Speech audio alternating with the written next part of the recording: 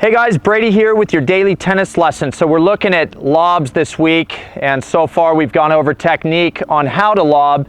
Today we're going to look at, the position of the net player and how to handle a scenario where you're playing against the lob. And today Mark is our resident lobber. And again, this might not be your opponent's MO, this isn't their style of play, but it's about handling the lob if and when it does come. All right, so a couple things we want to touch on.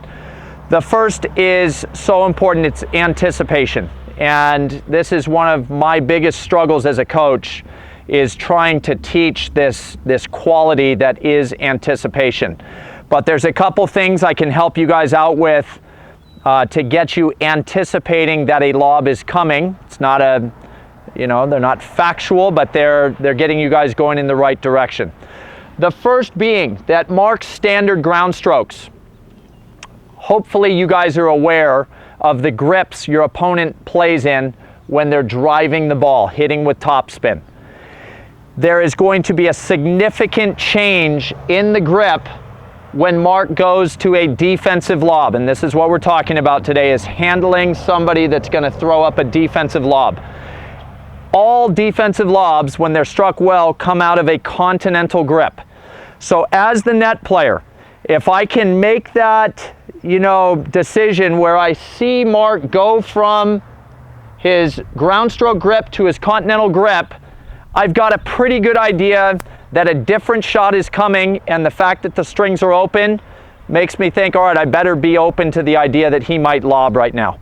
Secondly, the body language that your opponent gives you. So if I hit a shot where I see Mark where he might normally be established, and now all of a sudden I see a shot where he's falling away, boom, that tips me off to, all right, there's a high likelihood that a lob is coming. It might not, but if I'm open to the idea and we're caught less off guard by the lob, we can handle it so much better, all right? Third and final piece of this anticipation puzzle is keying into what type of shot did I deliver to Mark, and was it a great shot? And this is where so many of you out there are at fault. You guys go ahead, you've either hit a great volley, a really nice overhead, maybe the approach shot was fantastic, and we are so prone to want to admire these shots rather than make that quick decision. Oh, I hit it unbelievably to the corner. Is Mark going to be in a good position there? Not at all. And so what is most players' natural reaction to a very tough situation that I put them in? To hit 100-mile-per-hour forehand? Absolutely not. The lob is the go-to shot for almost every player out there when I have put them in a tough position, either back or off the court, or I've delivered a ton of power at them. So we've got to get out of that mindset of wanting to stand and admire the shot when it is so clear that a lob should be coming, and I'm probably going to have to hit one more shot to win this rally. Okay, so that's the anticipation side of it. A couple other things when handling this guy and making myself successful. We want to start to understand that the way we beat lobbers is with great overheads. So if you guys have not developed a great overhead and you're possibly already anticipating these lobs well but not winning these rallies, you guys have to check out some of our videos on overhead, because every pro in the world, when they get a lob put up and it's not landing all the way back on the baseline, they're hitting overheads. Save the maybe Sharapovas who are hitting swing volleys, but it's still a shot that she's so confident that she's going to win the rally on.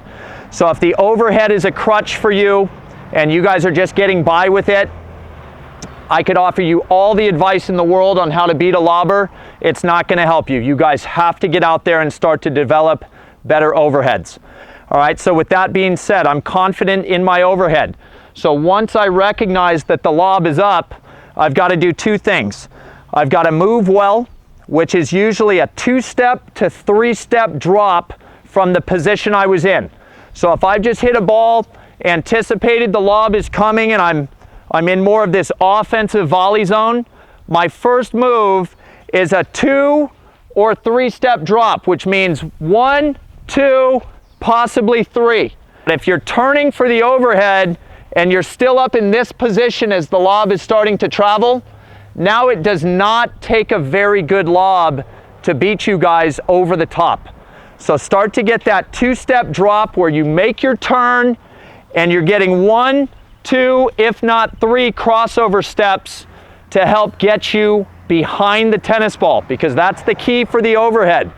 I think all of you would agree, when the overhead comes and the ball stays in front of you, you guys are extremely successful. When the ball's on top of you or a little behind you, the overhead breaks down. So we've got to get behind that ball, keep it in front of us to set up what should be a put away overhead. And with that being said, Mark at this point has lobbed me. Like I said, that's not his style of play, but if I can't prove to him that I've got a good overhead and I'm not worried about him lobbing me, it might become his style of play just for this match. Oh, Brady can't hit an overhead.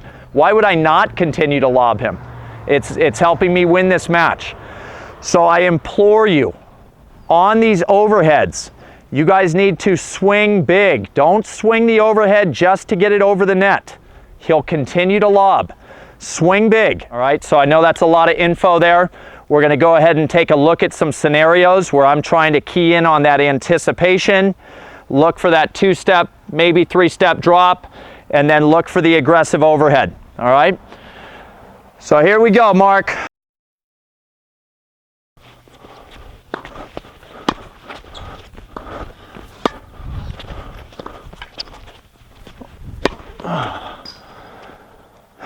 All right, so you guys can see that scenario there. I'm in an exchange with Mark. I get that nice corner ball going. As he reaches, I see the strings open. At that point, I'm pulling back. And again, it's just 2 steps or so. And again, if it's not a great lob and I can go back forward from those 2 steps, fine. But a lot of times that 2 steps is your guys' insurance that he's not going to hit an extremely defensive lob for a winner over the top of your head, okay? So, ton of info today. Really, really important, because I know how many of you out there struggle playing against these people that lob consistently or just lob once in a while, and you guys are just very unaware of the scenarios when they're going to be showing up. So, hope that was really helpful for you guys. Please click like below this video. And if you haven't subscribed to our channel yet, please do so, as well as check out below me in the description of this video. You guys will find the link to 3 free courses that Mark and I have put together. I think you guys will find those really helpful as well. And until next time, be well, and we'll see you soon.